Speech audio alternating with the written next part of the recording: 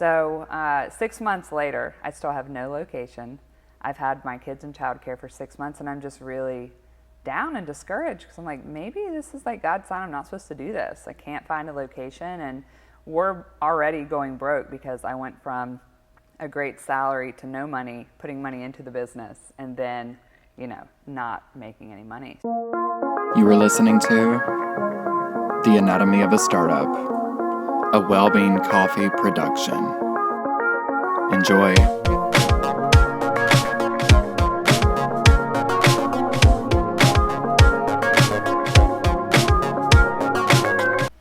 So this is episode 0. It's a special episode. We won't really be talking about any particular aspects of well-being and like breaking down anything, but we will just kind of be talking about a history, kind of an overview of terms, things you might hear in the regular episodes like OCS and bean to cup, and what does that mean, and how did this whole thing get started? And Melissa will be here to help us break down each one of those. So I guess we should probably start with history. So why don't you give us a backstory of kind of how well-being started, the desire to help New Song, all that. Sure. So in general, I've wanted to own a business since I was tiny. I mean, I would go and pick up Krispy Kreme donuts by the box from Krispy Kreme and pretend I was doing a fundraiser and just go sell it and make a bunch of money. And that was a part-time job for me. I just loved the hustle and making my own money. I used to from sell a young Snickers bars in high school. Did you? Yeah, I'd get them from Costco, the king size Yeah. ones, for like, I think it was, 50 cents, and then I'd sell them for like $1.50 on the school bus. on the That way is home. amazing. So I guess that's how we ended up here today. Aspiring entrepreneurs. Mm-hmm. Yep. So I think a lot of kids have that natural ability to become an entrepreneur, and then somehow through our school system and everything, people think they need to be an employee. And I didn't want to be. I tried, and just corporate America was not a fit for me. And so I bugged my husband, John, enough that I said, I want to start a business. So we looked for a couple of years at different franchise models, and I just kept coming back to, I want to create, I want to innovate, and I don't just want to take a model that's already established. I want to create one. But I didn't know what that looked like. And so there was a period of time when, my parents moved to Nicaragua in 2007. They started New Song way back in 2002, and I would go every year to kind of get involved and see what I could do to help.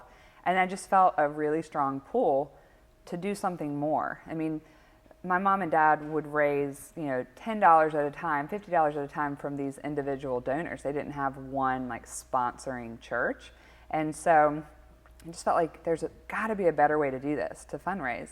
And so I thought, well, what if we went down there and helped and did some sort of a business in Nicaragua and take some of the profits to give back?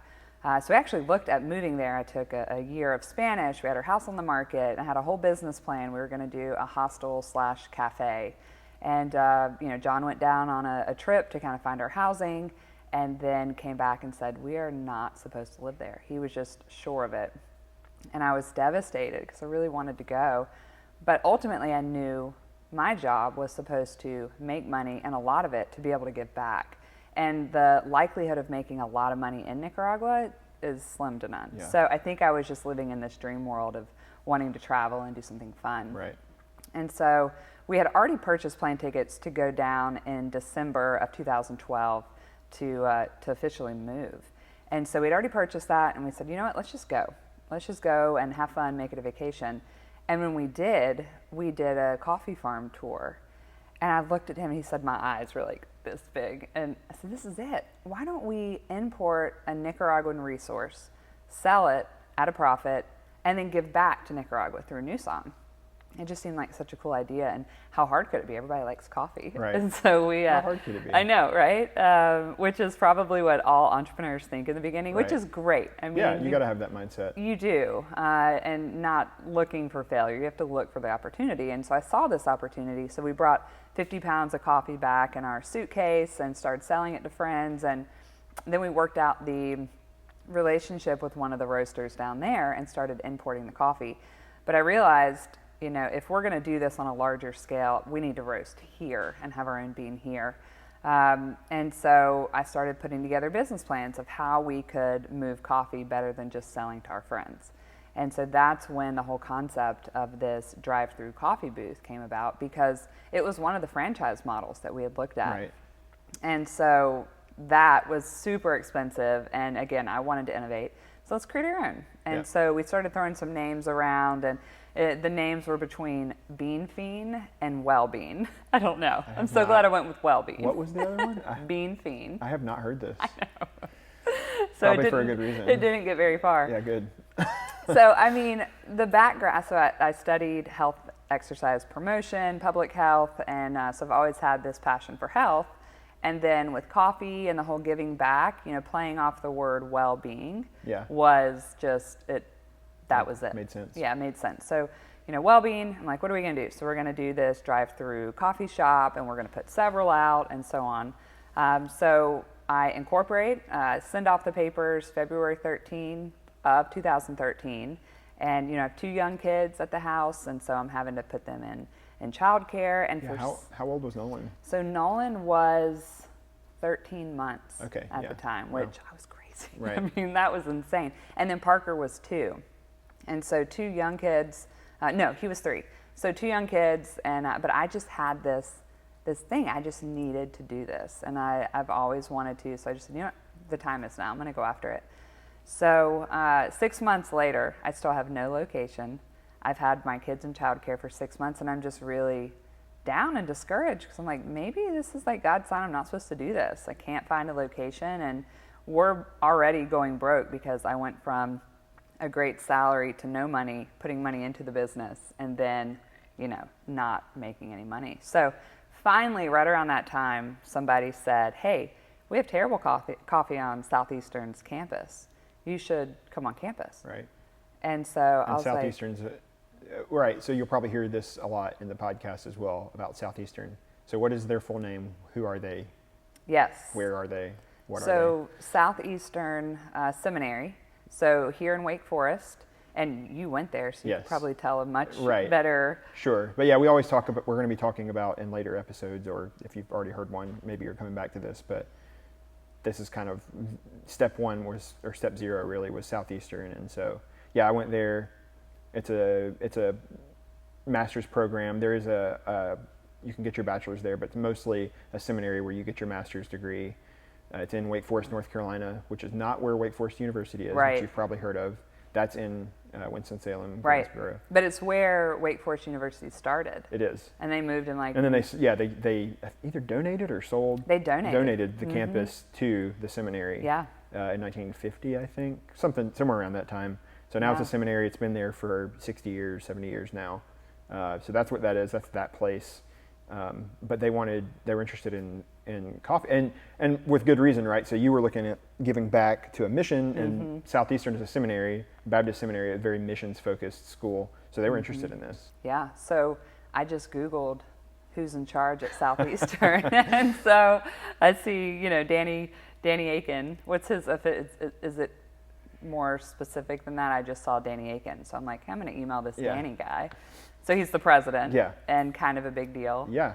But I found his email address, and I said, hey, Danny, I want to put a coffee cart on your campus. What do you think? I heard your coffee's terrible. Yeah. And it's so funny. About 15 minutes later, I got an email from their ops manager, Hutch, as I called him. And within 6 weeks, we were open. So cool. It was really, really cool. So again, that did not do well. And you guys will hear in later podcasts that, you know, it was a big failure, but it got me started learning coffee, learning business, how to manage a P&L and a balance sheet. So it taught me a lot.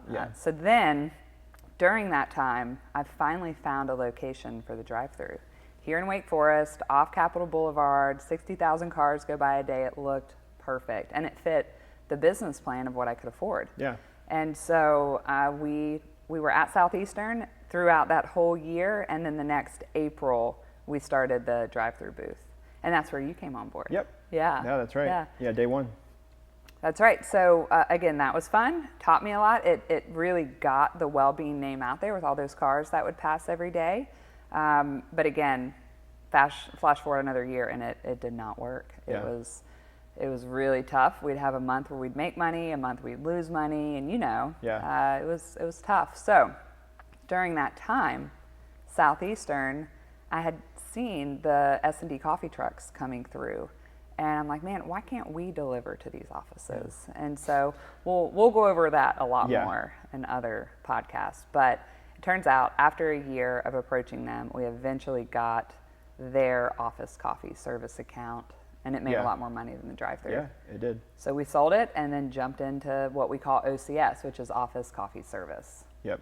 And I wanted to go back and say too, I think sometimes you'll hear in other episodes where we say coffee cart, another time we'll say coffee kiosk, and those are not the same thing. So coffee, if you hear it separated as such, right? Coffee cart means Southeastern, and that was the first non-drive-through. This was like a little stand on Southeastern's campus. We literally would bring it in and out of the library every single day. And then coffee kiosk, when we say that, it's going to be referring to the second operation, which was the drive-through location that was sitting in a parking lot, right? That had power and water running to right. it.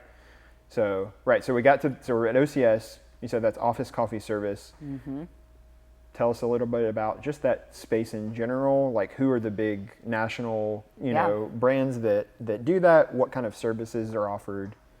Right. So I realized quickly that Office Coffee Service is not just delivering coffee beans. There's so much more that goes into it. Supplying equipment, maintaining that equipment, delivering the allied products like creamers and sugars and cups, and then making a regular delivery route, and then you need website and so on. So it was a much more in-depth business, very different than retail. So it was literally starting over again. The only common denominator was coffee. Yeah. And so it took a while to kind of get that going, but this is where I knew we could sell quite a bit of coffee on contract. And rather than the drive-through, which 7 days a week, if someone called in, someone was sick, someone quit, or they were fired, and then that means I'm on. And that was really tough as a mom with young kids.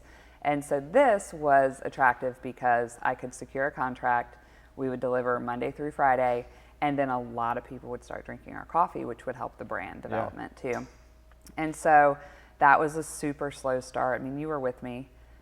It would take 3 months to get one small account. Yeah. Just I had no portfolio. Right. So, fingers crossed, you and I were working so hard. I mean, you came on, you were the only employee, and I think you were making, $8 an hour at the kiosk, and then you got a big bump to $12. 12, yeah. And so that eventually took off. But again, my goal was to always give back to New Song.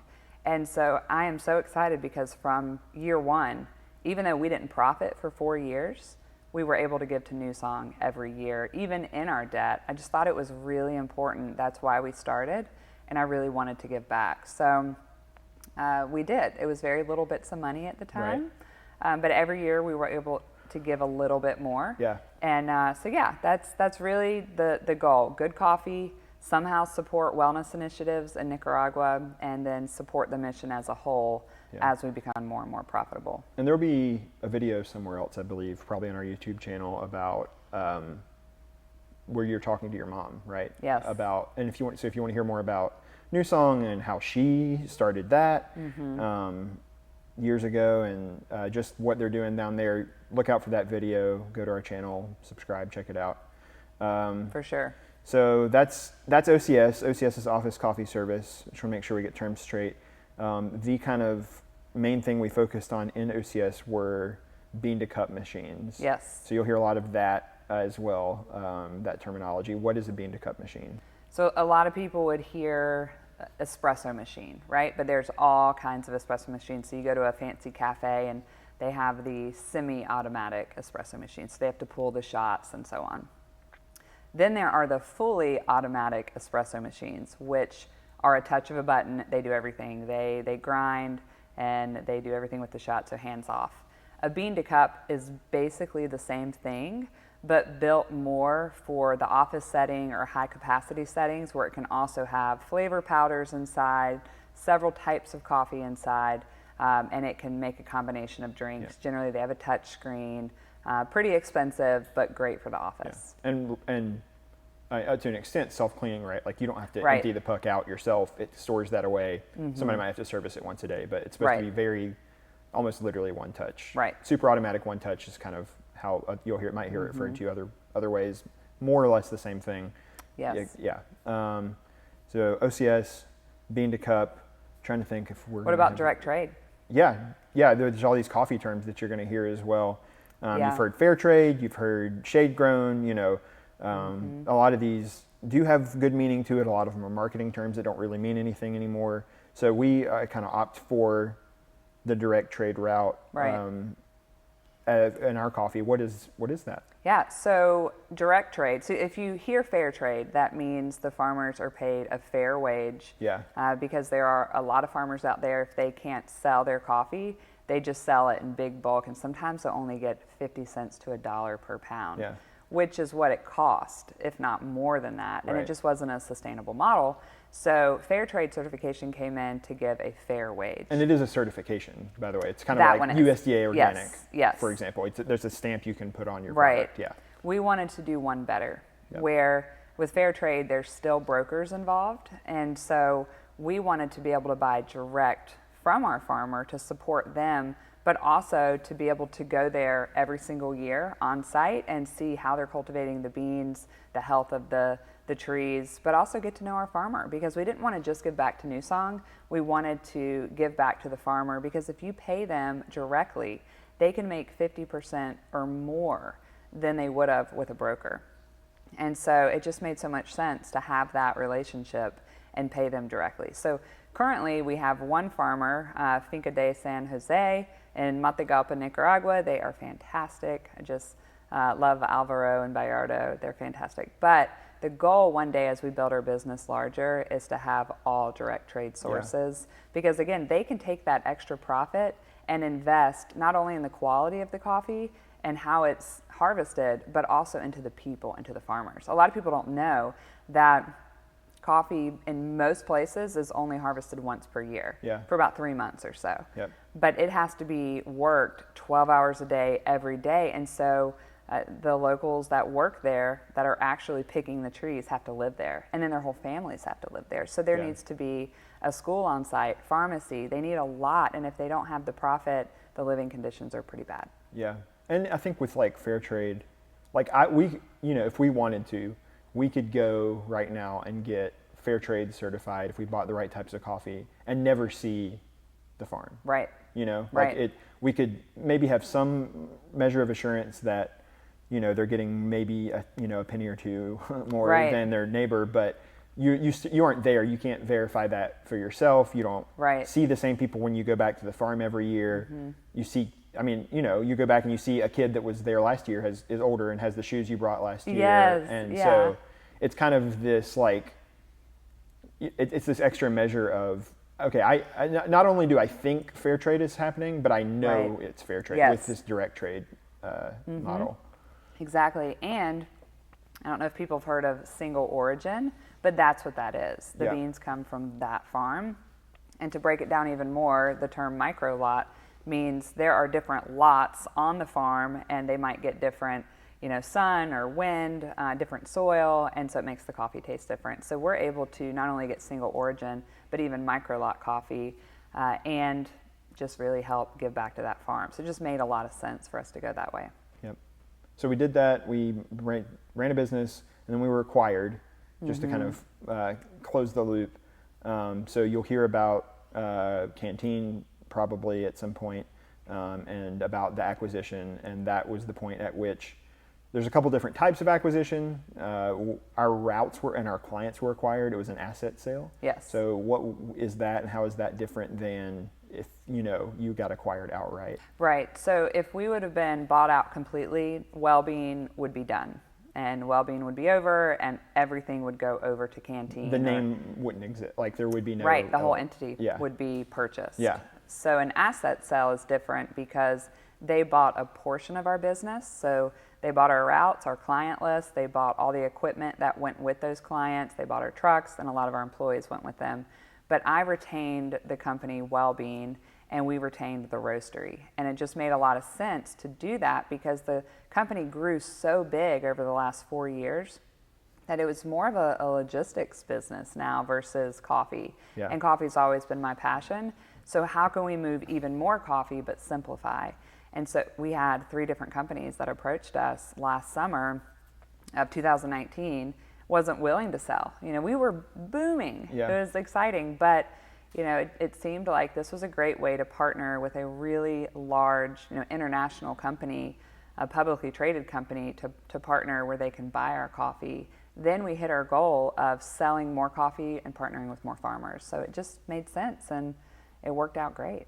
And now we're here. And now we're here, yes. Yep.